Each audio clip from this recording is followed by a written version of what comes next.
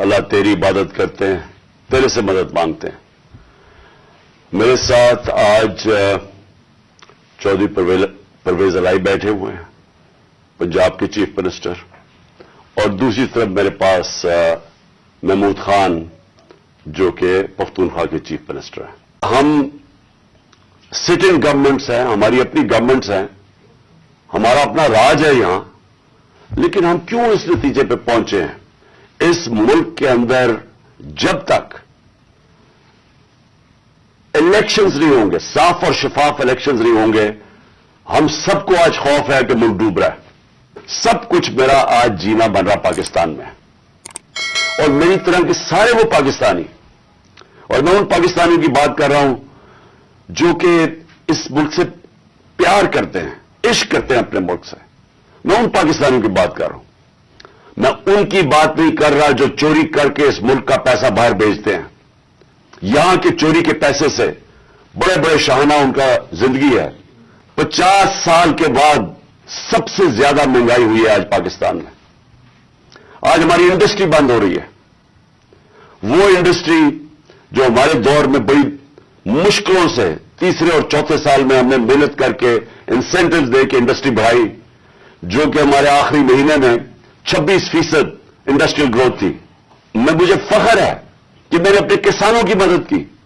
4.5% पे हमारा ज़राअत के अंदर ग्रोथ हुई।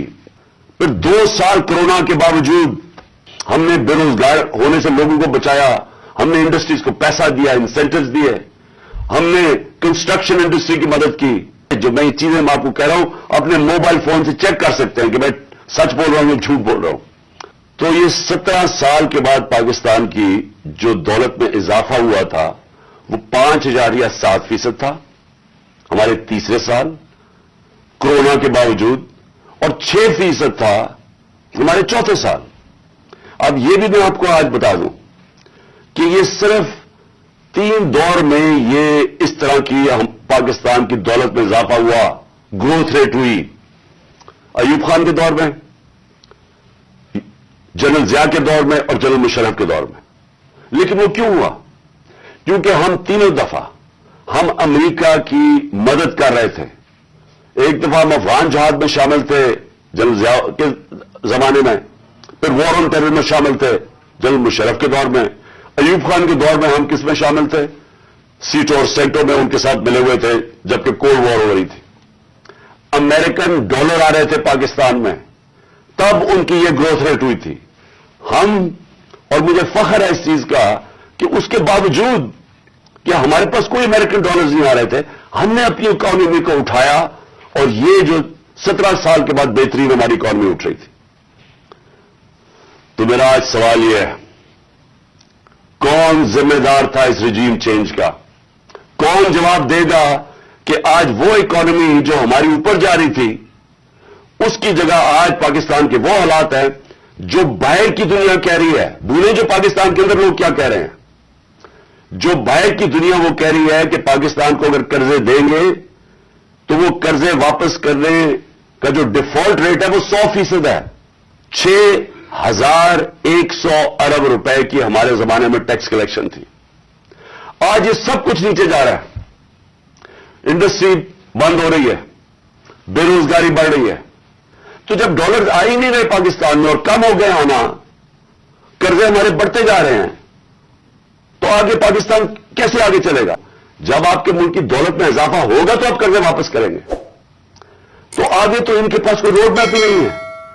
हम अगर तो चले, अगर ये बड़ा अच्छा उन्होंने हमारी मायशत को संभाला होता तो हम आराम से इनके साथ कहते चले ठीक है अपना टाइम पूरा कर लें। लेकिन मुल्क तो नीचे जा रहा है, हर चीज नीचे जा रही है मुल्क में, और मुझे खौफ है कि ये डिफॉल्ट की तरफ जा रहा है। ये खौफ ज़दा हैं इलेक्शन से, इनको डर लगा हुआ है कि जब भी इलेक्शन होंगे इन्होंने हार जाना है। तो अपने आप को बचाने के लिए ये मुल्क को तबाह कर रहे हैं। क्योंकि इन्होंने इलेक्शन में हार जाना है, इसलिए ये इलेक्शन नहीं कर रहे हैं, और ये इलेक्शन डिले करेंगे। और मैं ये समझता हूं कि ये अक्टूबर में भी नहीं इलेक्शन करवाएंगे। कोई ना कोई इलेक्शन कमीशन इनके साथ मिला हुआ है, एक बड़ा बददियानतदार आदमी है वो इनके साथ मिला हुआ है, और वो इनको तरीके से اب بتائے گا کہ کیسے الیکشن ڈیلے کیا جا سکتا ہے. پاکستان کا آئین کہتا ہے کہ الیکشن کمیشن کو سارا وقت تیار ہونا چاہیے 90 دن میں الیکشن کروانا. ان کو کوئی فکر نہیں ہے کہ اگر ملک نیچے جاتا ہے تو انہوں نے تو پھر باہر چلے جانا ہے. یہ تو ہمیشہ جب مشکل آتی ہے ان کے اوپر کوئی کیسز ہوتے ہیں باہر بھاگ جاتے ہیں. اس کا ایک آدمی ذمہ دار ہے, وہ تھا آرمی چیف اس وقت کے جنرل باجوہ. انہوں نے یہ فیصلہ کیا ہمیں ہٹانے کا. کیا وجہ تھی اس کے پیچھے؟ کیا یہ سمجھتے تھے کہ واقعی شہباز شریف اور یہ اسحاق ڈار کو بڑے جینیسز ہیں جو آ کے ملک کو ہمارے سے بہتر چلا لیں گے؟ کیا وجہ تھی کہ انہوں نے ایک سٹنگ گورنمنٹ کو گرا دیا؟ ہمارے لوگوں کو آ کے وہ جس طرح ابھی مصطفیٰ کوکر نے بتایا کہ بیپ کے ممبرز اور ایم کیو ایم کے ممبرز اور شہزان بگٹی سب کو پتا تھا کہ یہ جو جدھر حکم ملے گا ان کو اسٹیبلشمنٹ سے انہوں نے ادھر جانا ہے, تو ان کو ادھر جا کے بھیج دیا کہ جناب آپ جا کے ادھر چلے جائیں, اور گورنمنٹ گر گئی. جو ہماری حمایت کرے یا جو ہمارے ساتھ میڈیا کے لوگ ہوں ان کے اوپر دھمکیاں, جو میڈیا ہاؤس تھا سلمان اقبال وہ ملک سے باہر چلا گیا, اس کے بعد صابر شاکر ملک سے باہر چلا گیا, آج محیط پیرزادہ ملک سے باہر گیا ہوا ہے اسی خوف سے.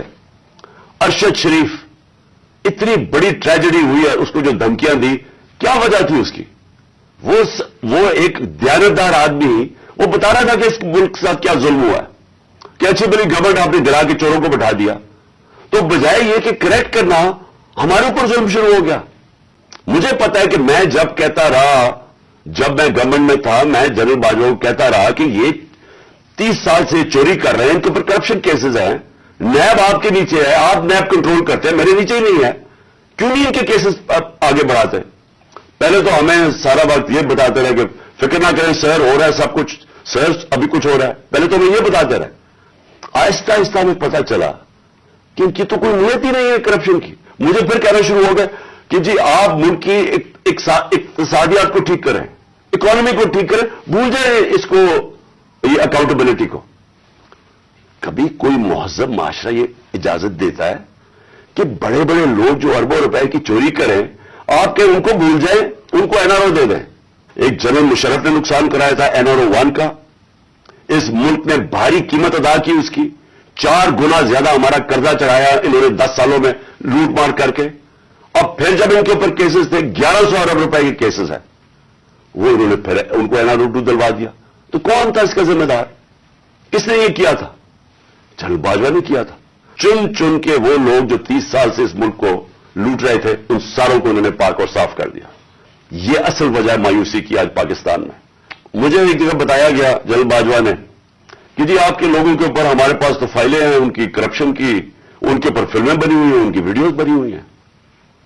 اب میں نے اس سے بھی کہا کہ کیا یہ ہماری ایجنسیز کا کام ہے کہ ہم ویڈیوز بنائیں اور گندی ویڈیوز بنائیں یا کسی کے اوپر کوئی اس کے اوپر فائلیں بنائیں؟ کیا یہ کام رہ گیا ہے؟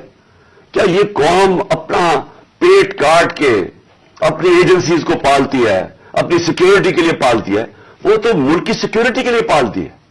کیا یہ ان کا کام ہے آ کے بتائیں کہ جناب اس کے اوپر یہ فائل ہے تو ہم نے اس کی فلانی فائل بنائی ہوئی ہے اور ہم نے اس کے کوئی ویڈیو بنائی ہوئی ہے؟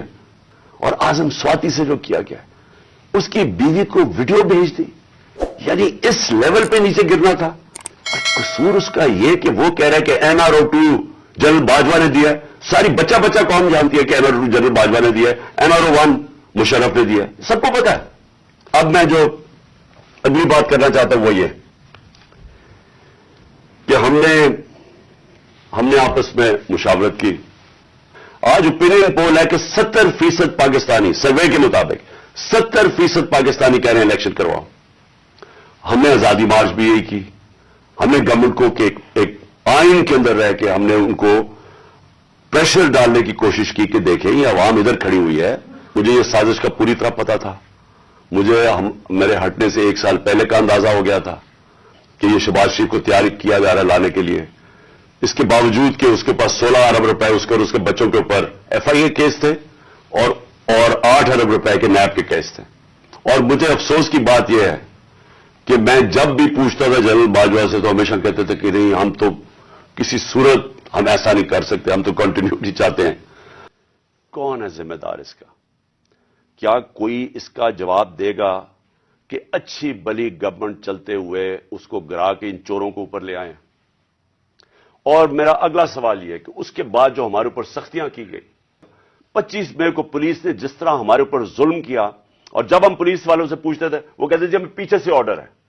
تو کیا ہم وہ کیڑے مکوڑے ہیں کہ جدھر آپ بھیڑ بکریوں کو دھکیلیں گے ہم ادھر چلے جائیں گے؟ یعنی ہم انسان ہیں یا ہم جانور ہیں کہ جو آپ کا فیصلہ ہو بند کمروں کے اندر ہم اسی کے اوپر چل پڑے؟ اور آپ کو جب نظر بھی آ رہا تھا کہ پاکستانی قوم ان کو ریجیکٹ کر رہی ہے, میرا تو فائدہ کروا دیا, مجھے تو اللہ نے کبھی اتنی عزت دی نہیں جو اس کے بعد ملی ہے, لیکن ملک کو کدھر پہنچا دیا آج. ہر روز جب میں مارچ پہ جاتا تھا اور میں بشرا بیگم کو خدا حافظ کہتا تھا, میں تو ان کو سلام کرتا ہوں کہ ان کو پتا ہوتے ہوئے کہ میری جان خطرے میں تھی, اس کے باوجود وہ مجھے کہتی تھی کہ نہیں جاؤ, یہ جہاد ہے, یہ اللہ کے لیے آپ کام کر رہے ہیں. کوئی اپنی زندگی خطرے میں نہیں ڈالتا پیسے کے لیے یا اقتدار کے لیے, کوئی زندگی خطرے میں نہیں ڈالتا. جہاد کے لیے جب آپ اللہ کے لیے کام کر رہے ہیں تب آپ پتا ہوتے ہوئے کہ اب زندگی خطرے میں, اس کے باوجود جاتا تھا میں. اور میں جیسے ٹھیک ہوں گا انشاءاللہ, جیسی میں چلنے کا قابل ہوں گا, میں پھر نکلوں گا باہر. تو میں اپنی ساری قوم کو کہہ رہا ہوں کہ دیکھیں ہمارے سامنے اب 2 راستے ہیں. ہم ان چوروں کے ٹولوں کو مان لیں تو ہم اپنی تباہی کر رہے ہیں, اس ملک کا کوئی مستقبل نہیں ہے. ایک ہی راستہ ہے کہ اب جدوجہد کریں. میں وہاں جب گیا, پنڈی پہنچا, ہم وہاں دھرنا بھی دے سکتے تھے, لاکھوں لوگ تھے. ہم وہاں اسلام آباد کے اوپر بھی جا سکتے تھے, اتنے لوگ تھے. ہم اسلام آباد میں خون خرابہ ہونا تھا وہاں, اور کئی دفعہ لوگ چاہتے ہیں کہ خون خرابہ ہو, لاشیں گریں تاکہ وہ جناب وہ ان کی تحریک اور اٹھ جائے. میں یہ نہیں چاہتا تھا. میں نے ساری سٹرگل آئین اور قانون کے بیچ میں ہے, اور میں نے اس لیے فیصلہ کیا کہ بجائے ہم وہاں جائیں اور توڑ پھوڑ ہو اور تباہی ہو, میں نے فیصلہ یہ کیا کہ ہم جو 2 اسمبلی اب قربان کرتے ہیں اپنی 2 اسمبلیوں کو, اور اس لیے کرتے ہیں کہ ان کو جب 66% پاکستان میں الیکشن ہوگا, جب ہم ان 2 اسمبلیوں سے نکلیں گے, جو میں بھی بتانے لگا ہوں کب نکلیں گے. ہم نے فیصلہ کیا ہے, اور میں بڑا شکر گزار ہوں اپنے دونوں چیف منسٹرز کا کہ انہوں نے بالکل میرے ساتھ چلے ہیں, میرا ساتھ دیا ہے. ہم نے فیصلہ یہ کیا ہے کہ ہم اگلے جمعے کو, آج ہے ہفتہ, اگلے جمعے کو ہم دونوں پختونخوا کی اسمبلی ڈیزالو کر دیں گے اور پنجاب کی اسمبلی ڈیزالو کر دیں گے, اور اس کے بعد ہم الیکشن کی تیاری کریں گے. اور اس کے بعد ہماری جو 100 غالباً 23 سیٹیں ہیں اس وقت نیشنل اسمبلی میں, ہم وہاں جا کے نیشنل اسمبلی میں جا کے اسپیکر کے سامنے ہم وہاں کھڑے ہو کے کہیں گے کہ ہمارے ریزگنیشن ایکسپٹ کرو.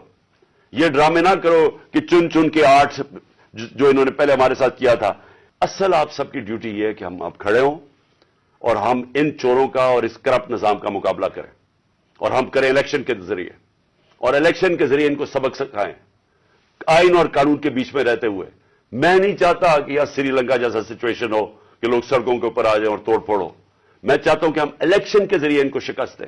ہم نے اس عوام نے ایک قوم بن کے ہم نے اس مشکل وقت سے نکلنا ہے, اور لیکن وہ نکلیں گے تب جب اس ملک کے اندر صاف اور شفاف الیکشن ہو, اور اس کے لیے ہماری اب جدوجہد جاری رہے گی. میں آپ سب کا شکریہ ادا کرتا ہوں کہ پھر سے آپ میری کال پہ آئے. پاکستان زندہ باد.